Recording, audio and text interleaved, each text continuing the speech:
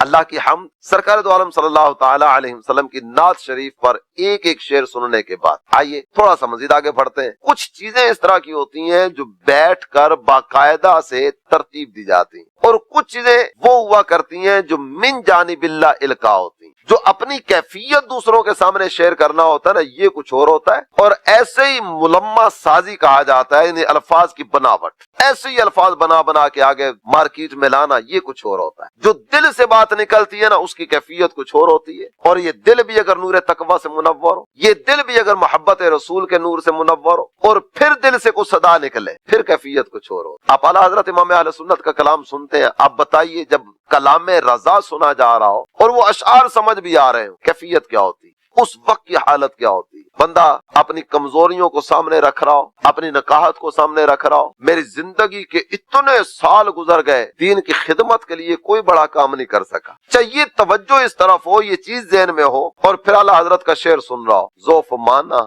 مگر یہ ظالم دل ان کے رستے میں تو تھکا نہ کرے۔ جب یہ سن رہا ہوتا ہے نا اور سمجھ رہا ہوتا ہے،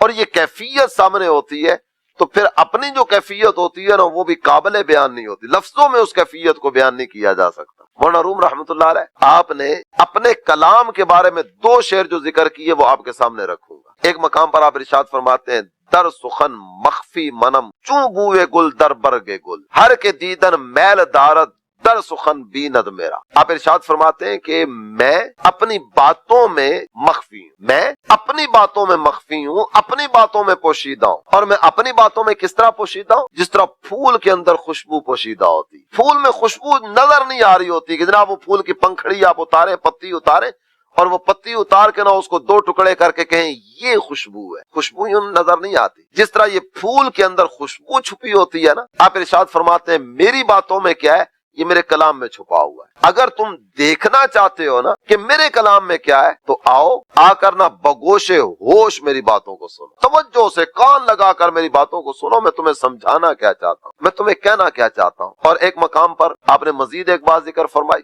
اس بات کو سننے کے بعد جس نتیجے پر آپ پہنچیں گے نا، وہ نتیجہ یہ ہے کہ مثنوی مولانا روم یہ آتش عشق کو بڑھانے کا ذریعہ ہے، مثنوی مولانا روم یہ محبت کی آگ کو بھڑکانے کا ایک ذریعہ ہے، مثنوی مولانا روم یہ اللہ تعالی جل جلالہ کی بارگاہ کی طرف متوجہ کرنے کے لیے ایک صدا ہے جو بار بار لگائی جا رہی ہے۔ کدھر جا رہے ہو؟ تمہاری زندگی کا مقصد کیا تھا؟ تم دنیا میں کرنے کیا آئے تھے؟ کس راہ پہ چل پڑے؟ یہ ساری وہ چیزیں ہیں جو مثنوی مولانا روم کے اشعار پڑھنے کے بعد بندے کے اندر سے آنے والی آواز ہے، اگر ضمیر زندہ ہو۔